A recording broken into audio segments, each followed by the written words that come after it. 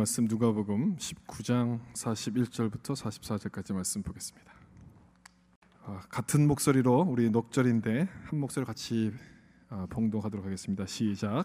가까이 오사 성을 보시고 우시며 이르시되 너도 오늘 평화에 관한 일을 알았더라면 좋을 뻔하였거니와 지금 내 눈에 숨겨졌도다. 날이 이를지라 내 원수들이 토둔을 쌓고 너를 둘러 사면으로 가두고 또 너와 및 그 가운데 있는 내 자식들을 땅에 메어치며 돌 하나도 돌 위에 남기지 아니하리니 이는 내가 보살핌 받는 날을 알지 못함을 인함이니라 하시니라. 아멘. 오늘은 예수님께서 십자가를 지시기 위해서 예루살렘에 입성하셨던 날을 기념하는 종려주일입니다. 우리를 위해 모든 것을 희생하신 그 주님의 사랑과 은혜가 여러분 가운데 충만하시기를 예수님의 이름으로 축복합니다. 주께서 오시니 이런 제목을 가지고 말씀을 나누겠습니다. 에드윈 부스라는 영국 배우가 있었습니다. 1800년대 후반에 활약했던 그런 배우인데 당시 미국에서 최고의 배우라는 찬사를 들었던 사람입니다. 이 사람에게는 존과 주니어스라는 형제가 있었습니다. 둘 다 배우였습니다. 그러나 이 에드윈만큼은 유명하지는 않았습니다. 삼형제가 다 배우였는데 이들 삼형제가 1863년도에 셰익스피어의 작품 줄리어스 시저를 공연하게 됩니다. 이 연극에서 시저를 암살하는 브루투스 역을 누가 맡았냐면 동생이었던 존 윌크스 부스가 맡게 됩니다. 그리고 2년 뒤에 이 존 윌크스는 무대에서 자기가 했던 그 연기처럼 실제로 암살을 시도하게 됩니다. 1865년 4월에 워싱턴에 있는 포드 극장에서 형 에드윈 부스가 연기하는 것을 관람하던 아브라함 링컨을 이 동생이 저격하게 되죠. 이 사건으로 충격을 받은 형은 더 이상 무대에 설 수가 없어서 무대를 떠납니다. 동생이 부끄러워서 기차를 타고 먼 곳으로 가려고 기차역으로 가게 됩니다. 그런데 거기서 운명의 장난과도 같은 그런 엄청난 일을 경험하게 되죠. 기차를 기다리고 있는데 자기 앞에서 옷을 잘 차려입은 한 청년이 서 있다가 막 사람들에게 떠밀려서 설로 밑으로 떨어진 겁니다. 이걸 얼른 이 에드윈이 보고서 손을 내밀어서 그 청년을 끌어올려줬죠. 잘못했으면 목숨을 잃을 뻔한 그런 상황이었습니다. 목숨을 건진 청년은 자기를 구해준 사람이 그 유명한 배우라는 것을 알았어요. 에드윈이라는 것을 알았습니다. 그러나 이 에드윈은 청년이 누군지를 알아보지 못합니다. 그러다 몇 주 후에 배달된 편지 한 통을 읽다가 그 사람이 누군지를 알게 돼요. 북부군 총사령관이었던 율리시스 그랜트 장군의 비서가 보낸 편지였는데 이런 내용이 적혀 있었습니다. 당신이 목숨을 구한 그 청년은 아브라함 링컨 대통령의 아들이었습니다. 구해줘서 참 고맙습니다. 이런 편지가 왔어요. 이 두 형제 중에서 동생은 링컨을 죽이고 형은 링컨의 아들을 살려낸 거죠. 참 기가 막힌 스토리입니다. 에드윈 부스가 살려준 그 청년이 바로 아브라함 링컨의 아들 로버트 토드 링컨이었어요. 이 두 사람, 에드윈과 존 윌크스, 두 사람 다 똑같은 부모 밑에서 태어나서 똑같이 배우라는 직업을 가지고 살았지만 그들의 인생은 전혀 다른 삶을 살았습니다. 그들의 인생의 결과는 전혀 달랐어요. 한 사람은 생명을 선택하게 되고 또 한 사람은 죽음을 선택하게 됩니다. 어떻게 이렇게 극적인 일이 일어날 수 있는가? 이 내용은 맥스 루케이드의 예수가 선택한 십자가 그 책에 나오는 글입니다. 그 책에 이런 글을 이런 설명을 덧붙여서 지금 말하고 있습니다. 이것이 극적인 사건이긴 하지만 이들 형제에게만 이 사건에 해당되는 것은 아니다. 이렇게 얘기해요. 성경에도 보면 이런 극적인 대조를 보이는 사람들이 등장하고 있다는 겁니다. 가인과 아벨이 아마 그런 사람이죠. 이 둘도 형제죠. 형제지만 전혀 다른 모습을 보여줍니다. 아벨은 하나님을 섬겼지만 가인은 그런 동생을 시기해서 죽입니다. 아브라함과 롯도 마찬가지 아닙니까? 대조적인 모습을 보여주죠. 롯은 눈에 보이는 세상을 따라 살다가 소돔을 선택하지만 아브라함은 보이지 않는 하나님의 약속을 선택하게 됩니다. 신약 성경에도 이렇게 대조적인 모습을 보이는 사람이 나오는데 가장 대표적인 사람을 뽑으라면 아마 이 사람일 겁니다. 베드로와 가룟 유다일 겁니다. 둘 다 예수님의 제자들이었죠.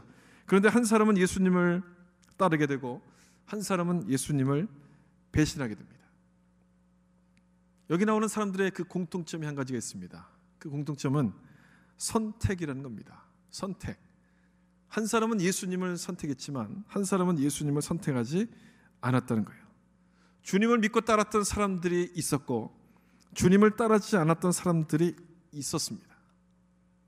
이들 모두는 다 자기가 무엇을 선택하는지를 알고서 선택했습니다. 예수를 믿지 않았다고 해서 그 사람들이 예수님을 몰라서 선택하지 않은 것이 아니란 얘기죠. 그 길이 잘못된 것을 알면서도 그 길을 선택했다는 그 말입니다. 예수를 믿어야 한다고, 예수를 믿지 않으면 잘못된다, 안 된다는 그 말을 수없이 들었지만 그냥 자기 길을 그냥 고집해서 걸어가게 되는 거예요. 자기 길을 그냥 선택해서 걸어가는 것이죠. 그것이 어떤 결과를 가져오는지에 대해서 생각해보지도 않은 채 그렇게 행동하고 있었다는 겁니다. 오늘 본문에 예수님께서 우셨다고 하셨던 그 말씀이 이런 모습 때문에 우셨던 것이죠.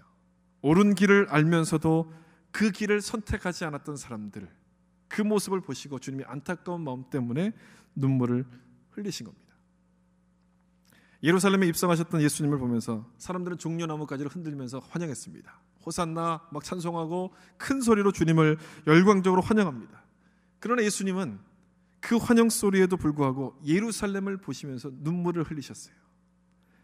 그들의 기뻐하는 모습과는 정반대로 주님은 우셨다라고 성경은 말씀하고 있습니다. 여기 41절에 있는 것처럼 이 우셨다는 말씀은 그냥 눈물만 흘렸다는 그런 의미가 아니라 이 말씀은 통곡하면서 우는 것을 말하는 겁니다. 아이고 아이고 막 큰 소리로 통곡하는 그 모습을 말하는 거예요.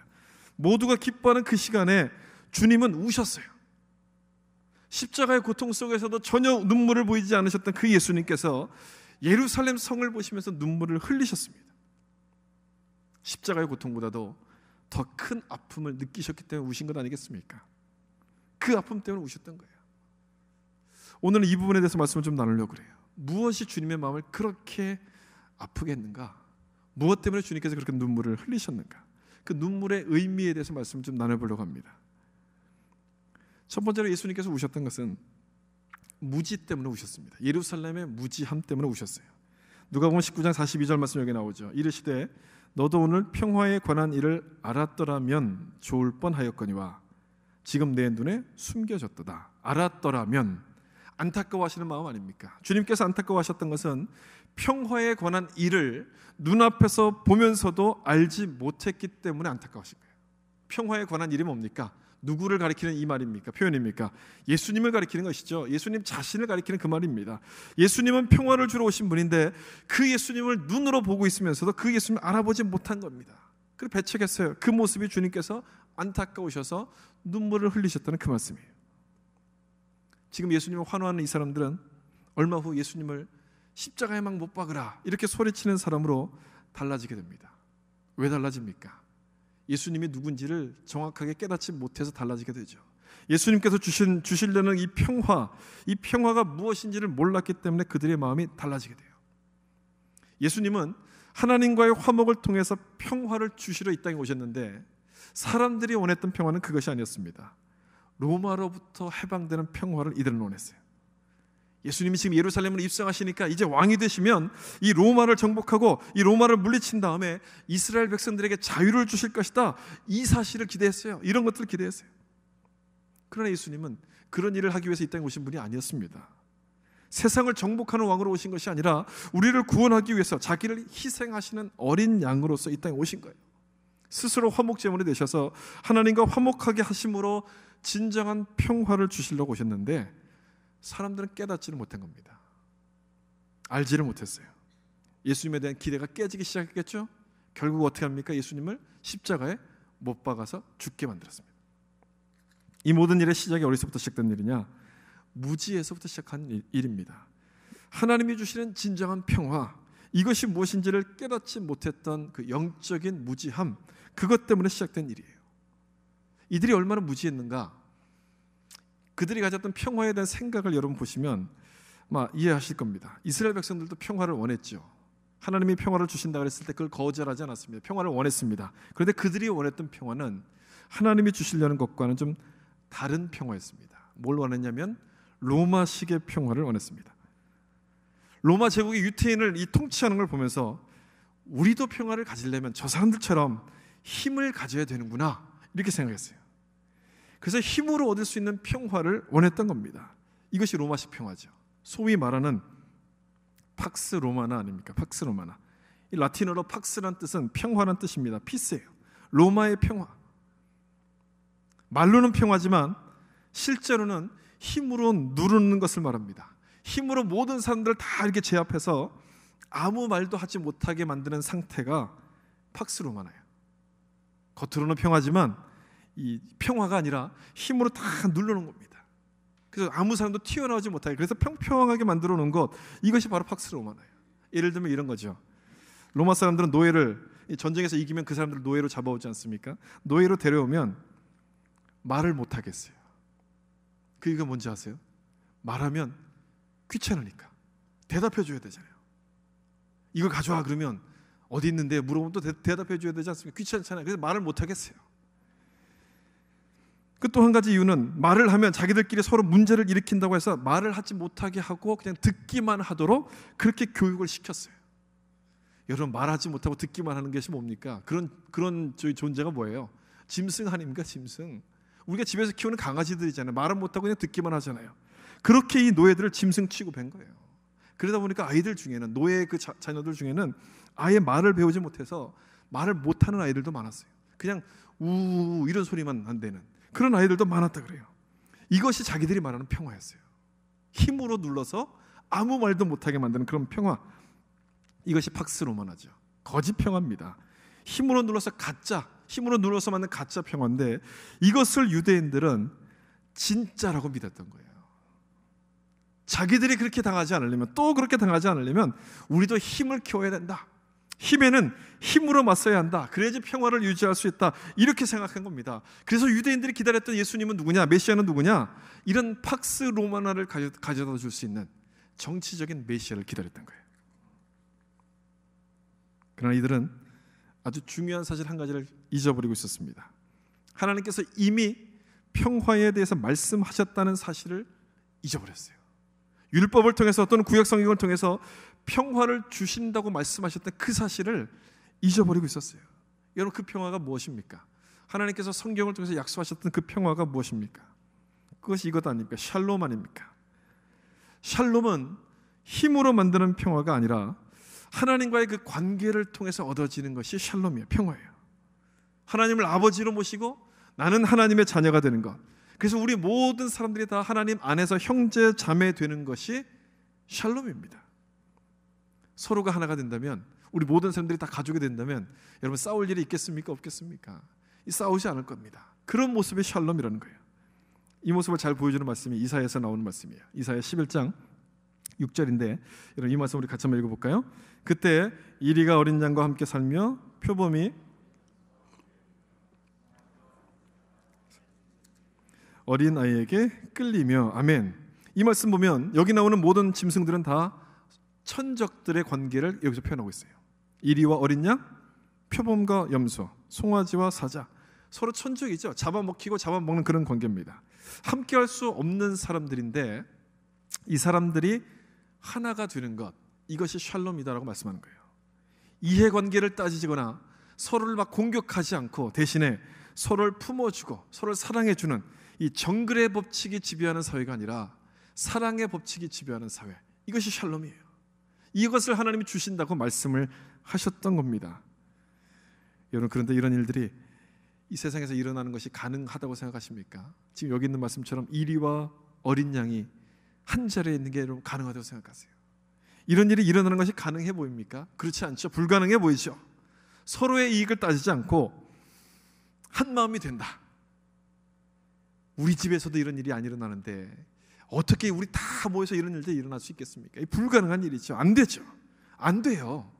우리가 하려고 하면 안 되는 일이에요. 절대 못하는 일이에요. 그러나 하나님이 도와주시면 가능한 겁니다. 지금 이 말씀을 우리에게 하고 있다는 것은 무슨 뜻이겠어요?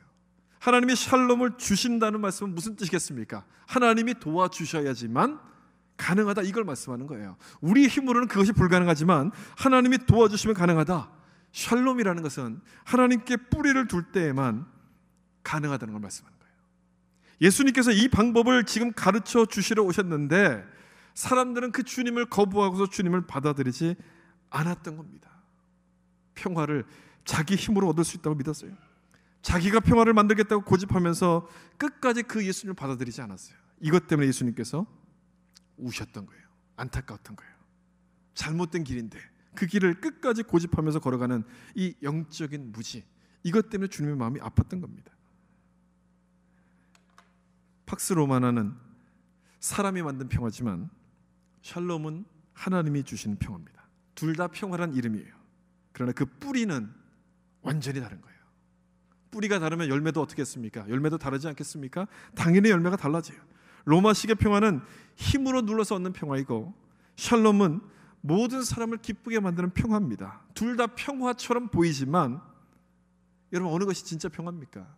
팍스입니까? 아니면 샬롬입니까? 어느 것이 진짜야? 샬롬이죠. 어떤 평화가 우리 가운데 필요한 평화입니까? 샬롬 아닙니까?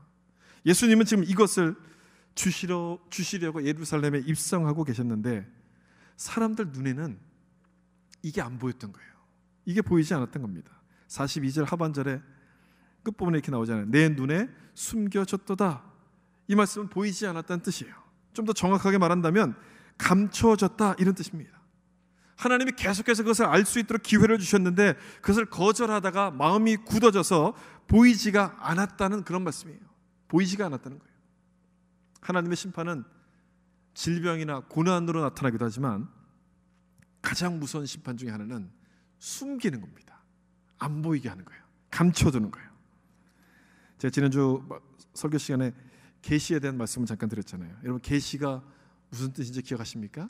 이 감춰졌던 것을 들춰냈다, 이것이 계시잖아요. 숨겨진 비밀을 이렇게 들춰낸다.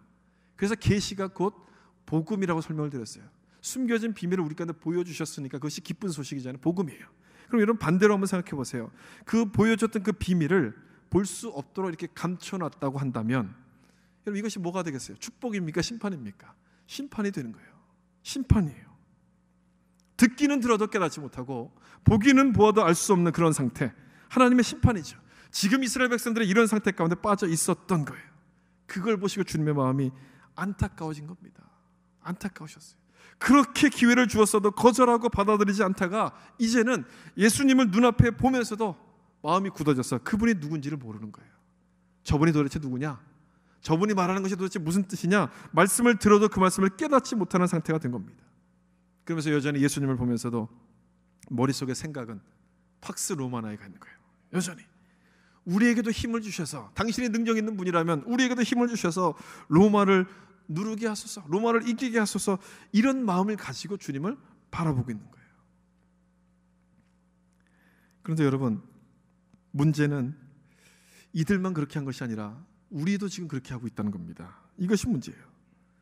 이것 때문에 주님께서 우셨다는 것을 알면서도 우리는 그 일을 또 지금 반복하고 있다는 그 말이에요. 모르고 그러는 것이 아니에요. 알면서도 우리가 그 길을 지금 고집하고 있다는 겁니다. 여러분, 하나님이 원하시는 것이 뭔지 잘 아시죠? 하나님이 우리 가운데 원하시는 것이 뭡니까?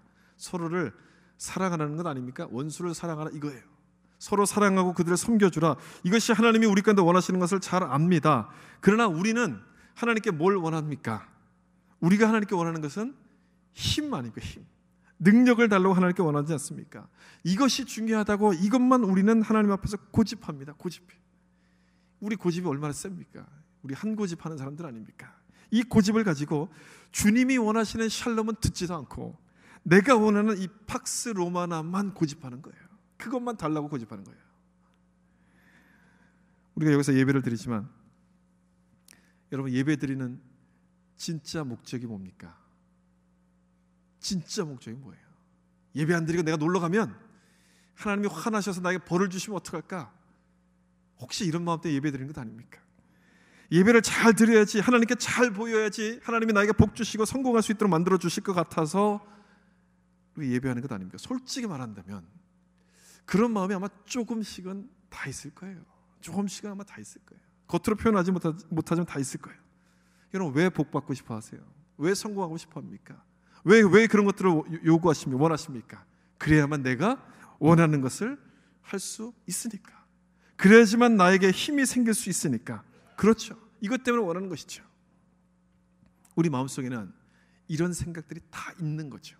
힘이 최고다, 이 생각이 있어요.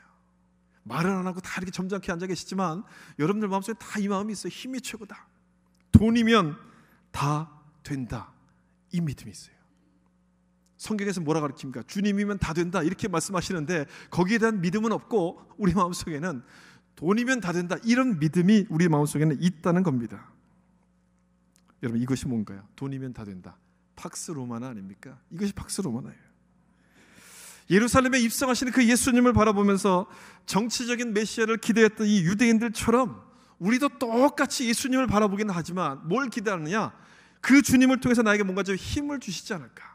주님 나에게도 힘을 주셔서, 주님 나에게도 좀 돈을 주셔서 내가 좀 떵떵거리며 살게 해주세요. 우리는 이런 예수님을 기대하고 있다는 겁니다. 그렇게 주님을 바라보고 있다는 거죠.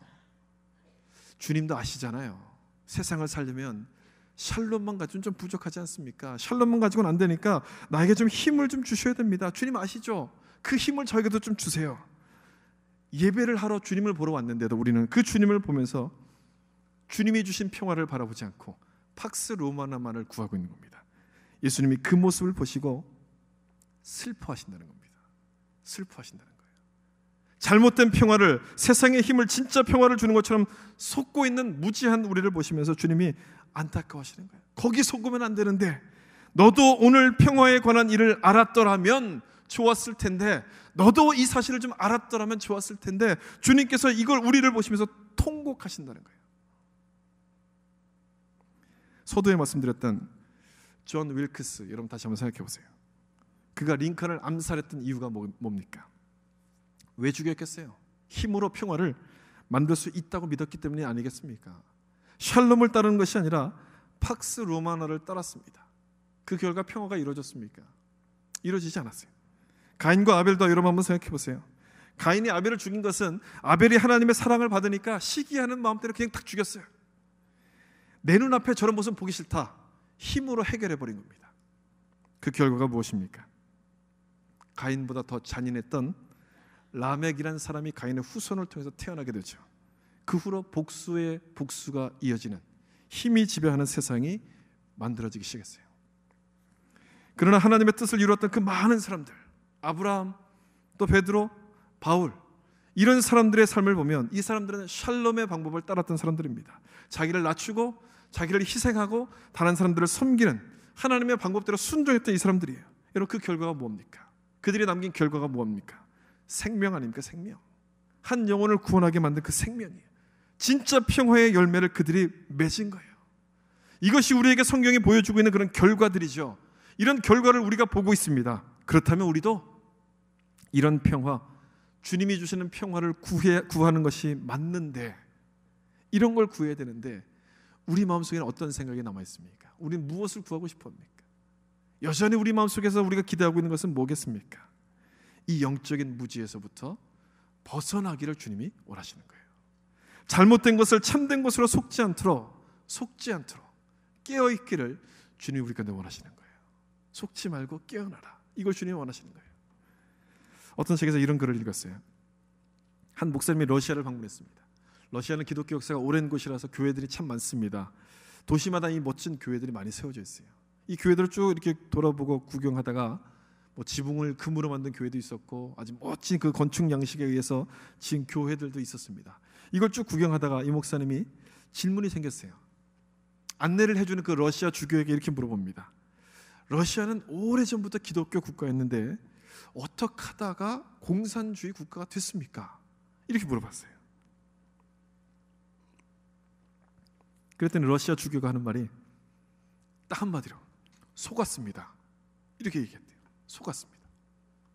처음에 공산주의자들이 모든 사람이 평등하게 살도록 평화를 주겠다고 약속했을 때 다 믿었대요. 그 말을 다 믿었대요. 그 사람들의 말을 따라갔어요.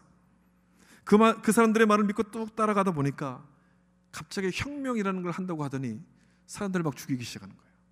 여기서 사람을 죽이고 여기서 죽이고 또 죽이고, 그러면서 평화가 아니라 지옥으로 만들어가는 것을 보다가 깨달은 거예요. 속았구나. 그런데 그 속았다는 것을 깨달았을 때는 이미 너무 늦어버려서 뒤로 돌릴 수 없을 만큼 가버린 겁니다.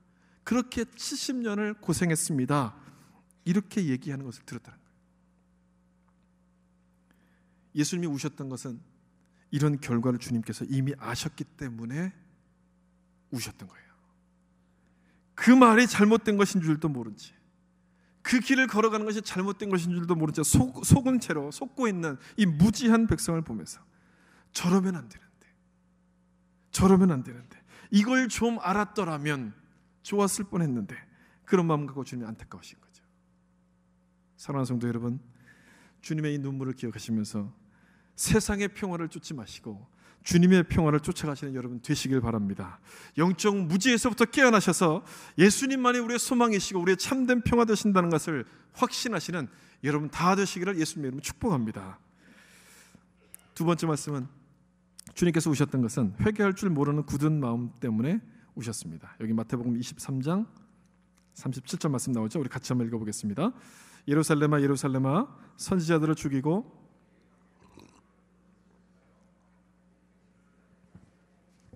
내가 내 자녀를 모으려 한 일이 몇 번이더냐, 그러나 너희가 원하지 아니하였도다. 아멘. 이 말씀은 오늘 본문처럼 예루살렘 이스라엘 백성들을 향해서 슬퍼하셨던 그 주님의 마음을 보여주는 그런 말씀입니다. 예수님이 슬퍼하셨던 것은 이스라엘 백성들이 하나님의 선지자를 거부하고 죽이면서도 회개할 줄 몰랐던 굳은 마음 때문에 슬퍼하셨어요. 이 마지막 부분에 그러나 너희가 원하지 아니하였도다, 잘못으로 인정하지 않았다는 뜻이죠. 악한 일을 하면서도 그것을 악으로 여기지 않는 그 굳은 마음 때문에 주님께서 슬퍼하신 거예요. 사람들은 모두가 다 악한 일을 하죠. 정도의 차이는 있겠지만 우리도 살면서 악한 일을 하지 않습니까? 여러분들도 아마 악한 일들 하실 때가 있을 거예요. 때로는 알고 할 때도 있고 때로는 모르고 할 때도 있습니다. 그런데 주님께서 슬퍼하신다고 말씀하신 것은 우리가 잘못했을 때가 아니라 그 다음 행동 때문이라고 여기서 지금 말씀하고 있어요. 그 다음 행동 때문에 주님이 슬퍼하신다, 이렇게 말씀하세요. 그 다음 행동이 어떤 행동입니까? 잘못임을 알고도 회개하지 않을 때, 그때 주님이 슬퍼하신다는 거예요. 왜 회개하지 않습니까? 그것이 잘못이라는 것을 모르기 때문에 회개하지 않는 거예요. 그것이 잘못이라고 생각하지 않기 때문에 회개하지 않는 거죠. 이것이 굳은 마음이라는 거예요. 이 굳은 마음. 주님께서 왜 이 굳은 마음을 슬퍼하시는가? 여러분 이렇게 생각해 보시면 좀 이해가 쉬울 겁니다. 제가 좀 예를 들어서 설명을 드릴게요. 여러분이 남의 발을 밟았다고 생각을 해보세요. 남의 발을 이렇게 꽉 밟았는데, 그래도 여러분이 느끼기에는 내가 밟은 게 아니라 저 사람이 내 발 밑에 발을 집어 넣은 것처럼 느껴지는 겁니다. 그런 일이 있을 수 있잖아요. 그렇게 한번 생각을 해보자는 거예요. 그냥 그렇다는 거죠. 굉장히 너무 심각하게 들으실 필요는 없어요. 그냥 그렇다는 거예요.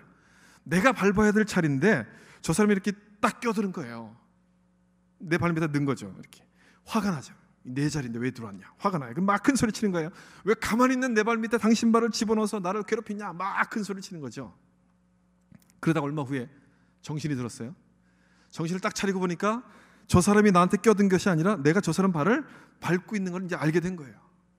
여러분 이렇게 이걸 알게 됐을 때 어떻게 해야 됩니까? 이걸 깨달으시면 어떻게 해야 돼요? 두 가지 부류가 있어요. 하나는 잘못을 인정하고 사과하는 사람이 있어요. 아, 제가 아까 딴 생각하다 그랬습니다. 잘못했습니다. 미안합니다. 이렇게 사과하는 사람이 있고, 또 하나는 끝까지 모른 척하면서 내가 맞다고 우기는 사람이에요. 저 먼 산만 보면서 언제 그런 일이 있었냐 계속 이러고 있는 거죠. 그런 사람이 있어요. 말도 안 되죠. 어떻게 이런 사람이 있겠습니까? 세상에 이런 사람이 어디 있겠습니까? 그런데 이렇게 말도 안 되는 일을 하는 사람들이 의외로 많습니다. 우리 생각에는 없을 것 같죠? 세상에는 별의별 사람들이 다 있어요. 이렇게 말도 안 되는 일을 하는 사람들이 있어요. 이런 사람을 가리켜서 뭐라 부르냐? 뻔뻔한 사람, 이렇게 부르죠. 뻔뻔한 사람, 양심도 없는 사람, 이렇게 부르지 않습니까? 좀 더 유식한 용어를 제가 하나 알려드릴까요? 전문 용어로 이런 용어를 써요. 소시오패스라는 용어를 써요. 여러분 들어보신 분도 있으세요? 이 단어는 반사회적 인격장애, 뭐 복잡한 말로 하면 그래요. 근데 쉬운 말로 하면 남이 뭐라 그러든 말든 신경 전혀 안 쓰고 자기 할 일만 그냥 하는 사람, 근데 그 일을 하는데 남에게 피해를 안 주면 괜찮은데 남에게 피해를 주던 말던 나를 위해서라면 전혀 양심의 가책을 느끼지 않는 사람을 소시오패스라 불러요. 발을 밟아놓고도 저 사람이 내 발 밑에 왜 들어와 있어? 그렇게 말하는 사람이에요. 자기가 잘못해놓고서도 자기가 맞다고 끝까지 우기는 사람들이 바로 이런 사람이에요. 여기는 아마 그런 사람이 아무도 안 계실 것 같은데 성경은 이런 사람을 가리켜서 뭐라 부르냐면 양심에 화인 맞은 사람, 그렇게 표현합니다. 이 양심에 감각이 없다는 거예요. 그러니까 아무 느낌이 없다는 것이죠. 잘못인 줄 알면서도 회개하지 않는 굳은 마음을 가리키는 그런 표현들입니다. 여러분, 이런 사람을 만나면 얼마나 답답하십니까? 얼마나 답답해요. 우리가 볼 때도 답답한데 주님께서 보실 때는 얼마나 더 답답하시겠어요. 얼마나 답답하시겠어요. 가슴이 안타까워서 주님 막 통곡하실 수밖에 없는 거예요. 이스라엘 백성들이 예수님을 십자가에서 죽게 한 것은 그분이 하나님의 아들이라는 것을 몰라서 그런 것이 아니었습니다. 몰라서가 아니라 그것을 알았기 때문에 죽인 거예요. 하나님의 아들이라고 하면서 자기들의 권위를 막 침범하는 겁니다. 예수님이 하나님의 아들이라고 말하면서 자기들의 지위를 위태롭게 만든다고 생각을 한 겁니다. 그래서 알면서도 신성 모독죄를 뒤집어 씌워서 예수님을 죽인 거예요. 그렇게 해놓고도 왜 내 발밑에 자기 발을 집어넣냐? 큰 소리를 치는 거예요. 예수님의 잘못이지 내 잘못이 아니다. 다 저 사람 잘못 때문에 그렇게 된 것이다. 이렇게 주장했다는 겁니다. 굳어져 버린 거죠. 양심이 굳어져서 자기가 무슨 일을 하는지조차 깨닫지를 못한 거예요. 예수님은 우리를 구원하기 위해서 이 땅에 오신 분인데 오히려 그분을 귀찮게 생각하면서 십자가에 죽게 만들어 놓고서도 잘못으로 인정하지를 않습니다. 인정하지를 않았어요. 더 큰 문제는 뭔지 아세요? 그것이 잘못이라는 것을 모를까 봐 가르쳐 주었는데도 가르쳐 주었으면서도 받아들이지 않고 회개하지 않습니다. 사도들과 제자들을 통해서 계속해서 전했던 말씀이 뭡니까? 십자가에서 죽은 예수님이 바로 메시아다, 하나님의 아들이다, 이 소식을 전했지만 이들은 회개하지 않습니다. 난 잘못이 없어, 난 끝까지 난 틀림없어, 결백해, 끝까지 버텼던 거예요. 끝까지 버텼어요. 이 모습이 주님의 마음을 안타깝게 만들었어요. 여러분, 이들이 회개하지 않은 것, 몰라서 회개하지 않은 겁니까? 몰라서 회개하지 않은 것이 아니에요. 다시 한번 이 말씀 보세요. 마태복음 23장 37절. 암탉의 새끼를 모으듯이 내 자녀를 모으려 한 일이 몇 번이더냐, 몇 번이더냐. 이 말씀이 뭡니까? 여러 번 기회를 주었다, 이렇게 말씀하는 것이죠. 몰랐던 것이 아니었어요. 알았습니다. 알았음에도 불구하고 어떻게 했느냐? 37절 마지막 부분에 그러나 너희가 원하지 아니하였도다. 회개하지 않았다는 말씀이에요. 회개하지 않았어요. 주님께서 그렇게 기다리셨음에도 이들은 회개하고 주님께 돌아오지 않습니다. 이런 비유로 말씀하신 적도 있어요. 마태복음 11장 17절, 우리 같이 한번 이 말씀 읽겠습니다. 이르되 우리가 너희를 향하여 피리를 불어도 우리가 슬퍼 울어도 너희가 가슴을 치지 아니하였다 한과 같도다. 아멘. 회개하지 않는 사람들의 그 굳어진 마음을 비유로 말씀하시는 그런 내용입니다. 여기서 피리를 불어도 춤추지 않는다. 막 지금 즐거워해야 될 때인데 즐거워하지 않았다는 거예요. 예수님의 말씀은 뭡니까? 이 모든 사람들을 구원하신다는 복음 아닙니까? 복음은 기쁜 소식이잖아요. 이 기쁜 소식을 주님이 막 말씀하고 있는데 사람들은 그냥 가만 눈만 뜨고 이렇게 가만히 있는 거예요. 아무 반응이 없는 거예요. 아무 표정이 없는 거예요. 그냥 가만히 있는 거예요. 주님께서 이 소식을 증거하기 위해서 모든 것을 버리고 하늘로부터 이 땅에 내려오셨는데 반응이 없습니다. 반응이. 가장 기쁜 소식, 최고의 소식을 전해주고 알려준다고 해도 이들은 반응이 없이 그냥 가만히 있는 거예요. 가만히. 얼마나 답답하셨겠어요. 얼마나 안타까우셨겠습니까? 그런데 이들이 반응하지 않았던 것은 이유가 있어요. 왜 반응하지 않았느냐? 자기들은 이미 구원을 받았다라고 생각을 했던 겁니다. 유대인들이 뭡니까? 하나님의 선민 아닙니까? 선택받은 민족. 그러니까 자기들은 구원을 받았다라고 생각하니까 예수님이 구원하신다라고 말씀하시는 것이 감동이 없는 거예요. 구원이 필요 없다고 생각한 것이죠. 그뿐 아니라 이 구원이라는 것은 유대인에게만 주신 선물이라고 생각했어요. 특권이라고 생각했어요. 그런데 예수님께서 오시더니 뭐라고 가르쳤냐면 모든 이방인들, 모든 사람을 하나님이 다 구원하신다, 이렇게 가르친 겁니다. 그랬더니 이 말씀에 반응할 수가 없는 거죠. 이 말씀이 기쁜 소식이 들려지지가 않는 거예요. 제가 말씀드리는 포인트는 뭐냐? 이런 이유 때문에 이들이 반응하지 않았는데 그 포인트는 뭐냐면 이들이 반응하지 않았던 이유, 결국 그 이유가 뭐냐면 자기들의 편견 때문에 반응하지 않았다는 걸 지금 말씀하는 거죠. 그 고집 때문에 절대로 주님 말씀을 따르지 않았다는 거예요. 자기 생각이 주님 말씀보다도 더 옳다고 믿었습니다. 그것이 옳아서, 그것이 맞아서 고집한 것이 아니라 잘못된 것임에도 유대인의 특권을 버릴 수가 없어서 그것을 계속 고집한 거예요. 계속. 17절 계속되는 이 말씀 봐도 마찬가지죠. 우리가 슬피 울어도 가슴을 치지 않았다. 회개하지 않았다는 뜻입니다. 왜 회개하지 않습니까? 자기 말이 옳다고 생각하니까. 예수님보다도 자기가 더 옳다고 생각했어요. 회개할 것에 대해서 주님은 여러 가지 말씀하셨습니다. 여러 번 말씀하셨어요. 누가복음 13장 5절에서도 너희에게 이르노니 아니라 너희도 만일 회개하지 아니하면 다 이와 같이 망하리라. 회개할 것에 대해서 말씀하고 있죠. 분명히 회개하라는 뜻입니다. 15장 누가복음 15장 7절에도 이와 같이 죄인 한 사람이 회개하면 하늘에서는 회개할 것 없는 의인 99으로 말미암아 기뻐하는 것보다 더하리라. 한 사람이 회개하면 천국에서 잔치가 벌어진다. 회개하는 것을 주님이 얼마나 기뻐하시는가 여기서 분명히 말씀하고 있습니다. 오늘 본문에서도 예루살렘의 멸망을 여기서 말씀하고 있죠. 누가복음 19장 43절. 우리 여기 나온 말씀까지만 우리 같이 한번 읽어볼까요? 날이 이를지라 내 원수들이 토둔을 쌓고 너를 둘러 사면으로 가두고 또 너와 및 그 가운데 있는 내 자식들을 땅에 메어치며 돌 하나도 돌 위에 남기지 아니하리리. 지금 이 말씀은 예루살렘이 멸망할 것을 주님이 지금 말씀하시는 내용이에요. 왜 멸망에 대해서 지금 말씀하고 있습니까? 그날이 오기 전에 뭘 하라는 뜻입니까? 회개하라는 뜻이에요. 그날이 오기 전에 빨리 회개하라. 주님이 이것을 지금 말씀하시는 거예요. 이 말씀대로 정확하게 40년 뒤에 로마 장군 티투스에 의해서 예루살렘은 완전하게 멸망하게 됩니다. 이 돌 하나도 돌 위에 남지 아니하리라. 이 말씀처럼 정확하게 이루어져요. 당시 로마군 병사들 사이에 루머가 돌았어요. 예루살렘 성벽에는 이 벽돌과 벽돌 사이에 금을 집어넣었다. 거짓말이에요. 근데 그런 소문이 돌았어요. 그래서 정말 이 돌 하나 돌 위에 남지 않도록 다 쪼갰습니다. 사람들이. 이 말씀이 그대로 이루어졌죠. 주님께서 이것을 말씀하신 것은 이런 결과가 올 것을 알고 빨리 그 전에 회개할 것을 원하셨기 때문에 말씀하셨는데 이들은 이 말씀을 들으면서도 회개하지 않습니다. 아무런 반응도 보이지 않아요. 여러분 몰라서 반응을 보이지 않습니까? 여러분 이런 일들이 일어날 것을 몰라서 회개하지 않은 것입니까? 아니죠. 알면서도 반응하지 않았어요. 왜 반응하지 않습니까? 자기 생각이 더 옳다고 믿으니까. 내 생각이 맞으니까. 내 생각이 맞다고 믿었기 때문에 끝까지 모른 척하면서 내가 맞고 예수님은 틀렸어.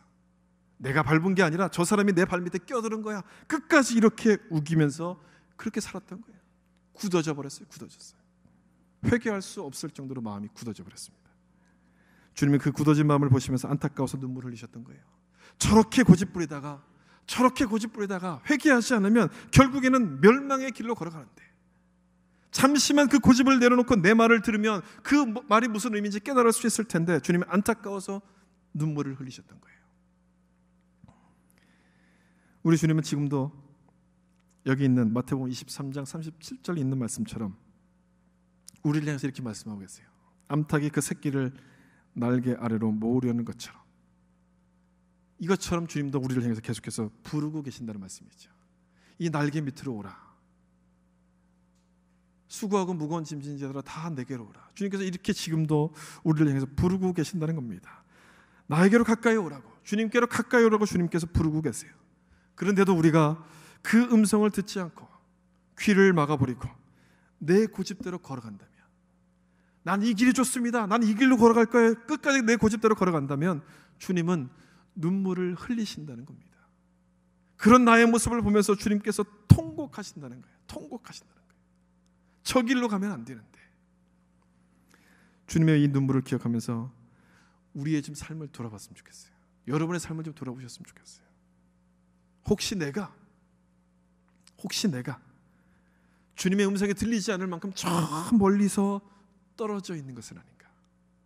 저 멀리 떨어져서 걸어가고 있으면서도 나는 올바른 길을 걸어가고 있다, 나처럼만 해, 이렇게 말하는 굳어져 버린 마음을 갖고 있지 않은가? 내 고집만 주장하다가 주님이 나를 부르시는 그 음성을 듣지 못하는 그런 어리석은 자가 되고 있지 않은가? 우리 자신의 모습을 좀 돌아봤으면 좋겠어요. 여러분, 그런 마음들을 다 회개하고 주님께 귀를 기울이기 시작할 때, 그때서야 주님의 음성이 내 귀에 들려지기 시작하는 거예요. 내 고집을 다 내려놓고 내 경험과 내 모든 그 백그라운드 모든 것들을 다 내려놓아야 될 때, 내려놓을 때, 그때서야 주님의 음성이 우리 가운데 들려지기 시작하는 거예요. 이혜인 수녀의 시 중에 이런 제목의 시가 있습니다. 큰 소리로 말씀치 않으셔도. 제가 잠깐 읽어드릴게요. 큰 소리로 말씀치 않으셔도 들려옵니다. 나의 자그마한 안뜰에 남몰래 돋아나는 향기로운 풀잎, 당신의 말씀. 그 말씀 아니시면 어떻게 이 먼 바다를 저어갈 수 있겠습니까? 중간에 좀 뛰어넘고요. 비온 뒤에 햇살같이 안으로 스며드는 당신의 음성, 큰 소리로 말씀하지 않으셔도 가까이 들려옵니다. 아직도 가득 차 있는 나의 잔을 보다 아낌없이 비워야 한다고. 네, 그래요. 큰 소리로 말씀하지 않으셔도 분명히 들려옵니다. 저는 우리 모든 성도님들이 다 이런 고백을 할 수 있는 그런 믿음을 가지셨으면 좋겠습니다. 정말 모든 분들이 다 이렇게 고백할 수 있었으면 좋겠어요. 우리가 이런 모습이 될 때 주님께서 기뻐하실 것이고 더 이상 눈물을 흘리시지 않고 우리를 보시면서 웃지 않으시겠습니까?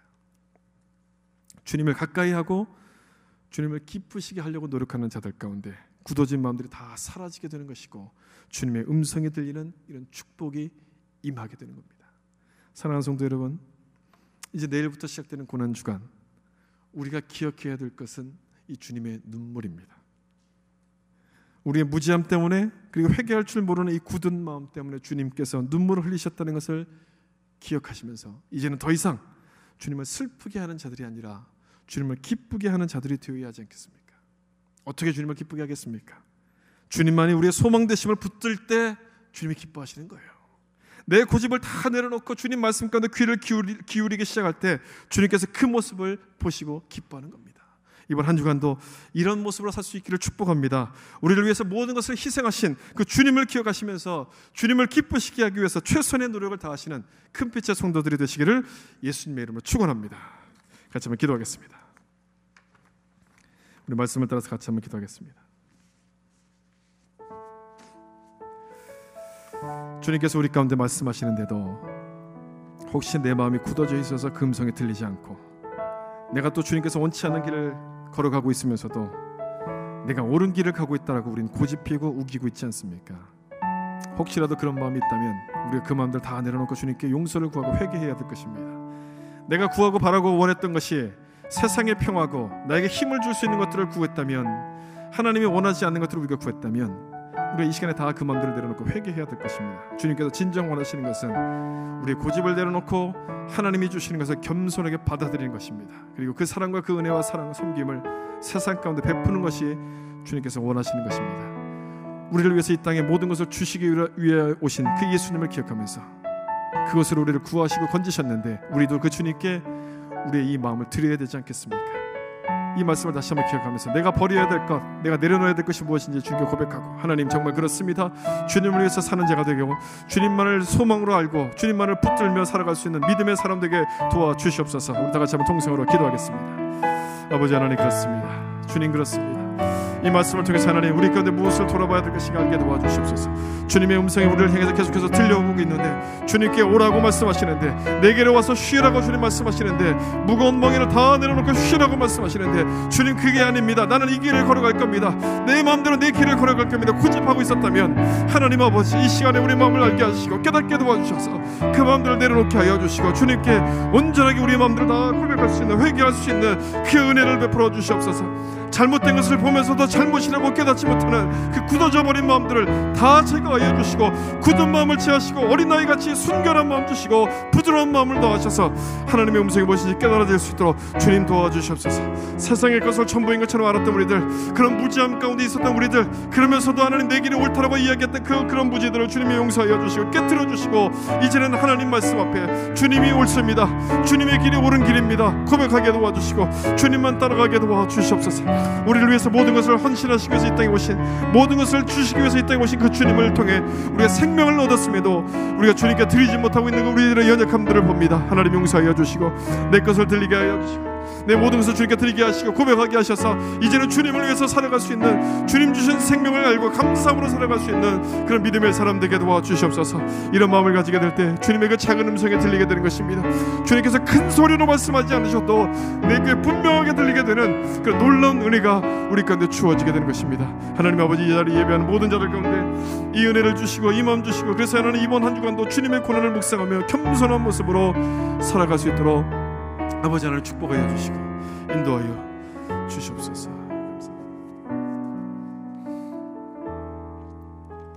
하나님 아버지 감사합니다. 오늘 주님께서 우리 가운데 무엇을 원하시는지 다시 한번 이 말씀을 통해서 깨닫게 도와주시고 그 깨달은 말씀대로 살아갈 수 있도록 인도하여 주시옵소서. 우리가 무엇을 쫓아갔습니까? 지금 우리가 이 자리에 앉아서 예배를 드리면서도 내 마음속에는 무엇을 바라보고 있습니까?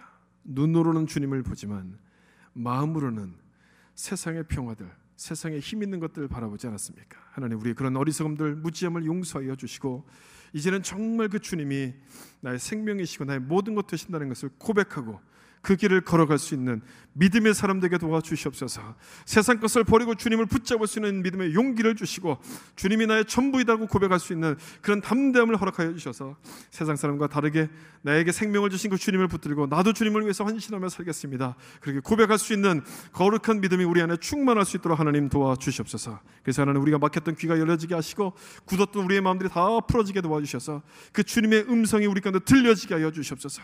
큰 소리로 말씀하지 않으셔도 주님의 음성이 들려집니다.